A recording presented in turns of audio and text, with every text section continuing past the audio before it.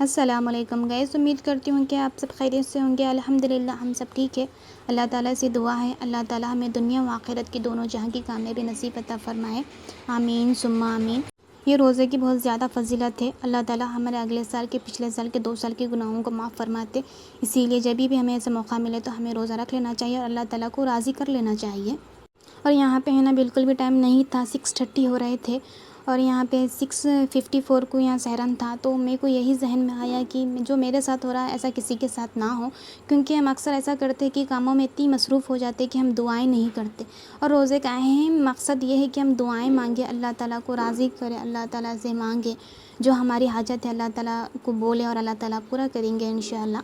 तो जब ये पूरा हो सकता है जब हम लोग दुआ से 10 या 15 मिनट दुआ करने बैठ जाए, इफ़्तार से पहले इफ़्तार से पहले जो है ना, इफ़्तार से पहले दुआएं जो भी मांगते अल्लाह ताला कबूल फरमाते।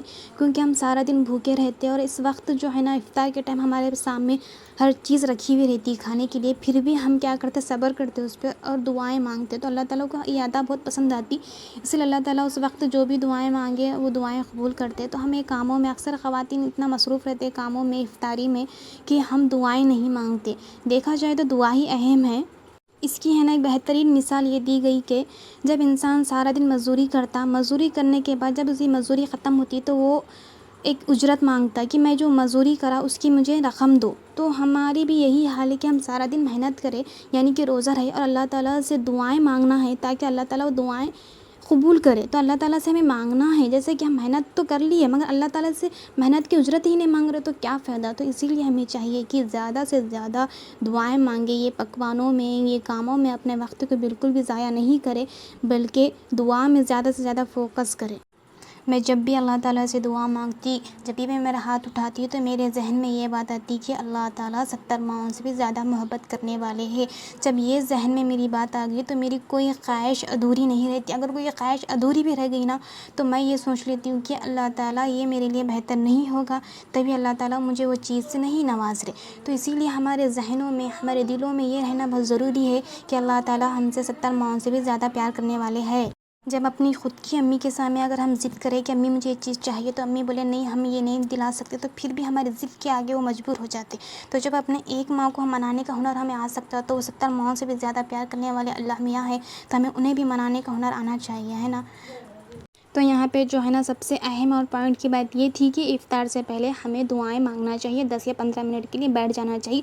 ये कामों में, बेकार कामों में बिल्कुल भी वक्त ज़ाया नहीं करना चाहिए। ये बात मैं कहने तक मैं बहुत कुछ कह चुकी हूँ। तो खैर यहाँ पे जो है ना हमारी पकौड़ी जो है ना तैयार हो चुकी थी। और रही बात जुम्मा का दिन था तो मुझे सूरह कैफ़ पढ़ने का था और मैं डेली कुरान पढ़ती, तो मैं डेली कुरान जो पढ़ती वो पढ़ूँ या सूरह कैफ़ पढ़ूँ, ये सोचते सोचते जैसे ही मैं कुरान खोली तो इत्तेफ़ाक ये हुआ कि जहाँ मैं डेली पढ़ती थी वहाँ एंड भी सूरह कैफ़ स्टार्ट पे था, स्टार्टिंग सूरह कैफ़ करने का था और जुम्मा के दिन सूरह कैफ़ भी पढ़ने का था। ये तो इत्तेफ़ाक हो गया था मेरे साथ। तो खैर यहाँ नेक्स्ट डे ईद थी तो मैं यहाँ पे ईद की तैयारी में मेहंदी लगा ली हूँ। मुझे इतना परफेक्ट तो मेहंदी लगाने बिल्कुल भी नहीं आता, पर खैर ऐसा वैसा जैसा भी हो मैं मेहंदी डाल ली।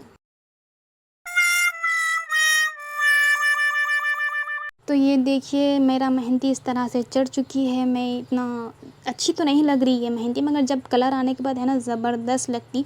इस तरह से देखने से बिल्कुल भी अच्छी नहीं दिख रही, मगर जब कलर आता तो ना इतना प्यारी लगती। जैसे सिंपल सादे मेहंदियाँ बहुत ज़्यादा पसंद है तो मैं ही ये पसंद करी थी और मैं ही ये डाली हूँ जो मेरे लिए ईज़ी है, जो मेरे लिए आसान है। ये तो जो रील्स बन रहे थे तो मैं समझी मैं वो भी ट्राई करूँ, तो मैं एक रील डाली, मेरे जाके आप देख सकते हैं। तो देखिए इतना प्यारा कलर आया, बिल्कुल भी वीडियो में सही नहीं आ रहा मगर बहुत ही प्यारा कलर है मेहंदी का, वाक़ई में बहुत प्यारा है। क्यों वीडियो में ऐसा आया मुझे समझ में नहीं आ रहा, मगर सामने से बहुत अच्छा लग रहा था। और जैसा-जैसा वक्त गुजरते गया तो और डार्क होते गया। अभी तो ये सुबह में मैं मेहंदी निकाली थी, उसके बाद जो है ना बहुत डार्क कलर आया था। तो ये है नेक्स्ट डे, यानी कि ईद का दिन है। आप सभी को मेरे तरफ से ईद मुबारक, बहुत बहुत ज़्यादा ईद मुबारक। तो यहाँ पे जो है ना बिरयानी की तैयारी हो रही थी और यहाँ पे हम चाय भी बना रहे थे और चाय भी के भी मज़े ले रहे थे। चाय के मज़े ही कुछ और रहते हैं भैया, आप लोग नहीं समझ सकते, ये चाय के शौकीन ही समझ सकते। मैं हर वीडियो में चाय चाय ही करती हूँ, लोग समझ रहे होंगे मैं चाय की शौकीन हूँ। मैं चाय की शौकीन हूँ, बस पी लेती हूँ, शौक़ नहीं बोल सकते। तो यहाँ पे जो है ना मैं प्याज काट दी और यहाँ पे जो है ना घर की सफाई चल रही थी, क्योंकि ईद के दिन पता नहीं कुछ ज़्यादा ही कचरा, स्पेशल कचरा निकल जाता।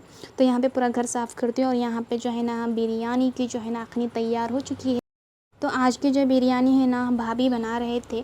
तो नेक्स्ट टाइम जब बिरयानी बनी थी तो जब मैं थोड़ी बहुत हेल्प करी थी भाभी की, तो अभी बिल्कुल भी हेल्प नहीं करी थी। तो भाभी पूरी बिरयानी बनाए और इतनी ज़बरदस्त बनी थी कि मैं क्या बताऊँ, ज़बरदस्त, लज़ीज़, लाजवाब, किराक बोलते हैं देखो वैसी बिरयानी थी। पेट भर के मैं खा भी ली थी। मुझे ऐसी भूख लग रही थी, मैं बिल्कुल भी तैयार नहीं होने से पहले पहले पेट भर के मैं खाना खा ली, क्योंकि भूख ऐसी लग रही थी, इतनी शिद्दत की भूख थी। और जो है ना बिरयानी की जो खुशबू है ना भूख की शिद्दत को और बढ़ा देता, बोलते हैं देखो ऐसा, और बढ़ा दिया था। तो फिर मैं बोली कि नहीं भाई पहले जो है ना खाना खा लेना है, बोल के मैं खाली फ्रेश होके खाना खा लिया। तो फिर मैं खाना खा लेने के बाद जो मेरा ईद का सिंपल सा सादा सा ड्रेस है वो निकाली, क्योंकि मैं सिंपल ही ड्रेस ली थी मैं आपके, क्योंकि यही मेरा ड्रेस है। ये देखिए ये मेरा ड्रेस है। तो ये ड्रेस पे जो है ना अच्छा सा वर्क था। तो मैं यहाँ पे है ना और एक चीज़ भी ट्राई कर रही थी कि यहाँ पे जो रील्स बनते हैं, मैं पहले से रील्स देख रही थी कि कैसा बनाते।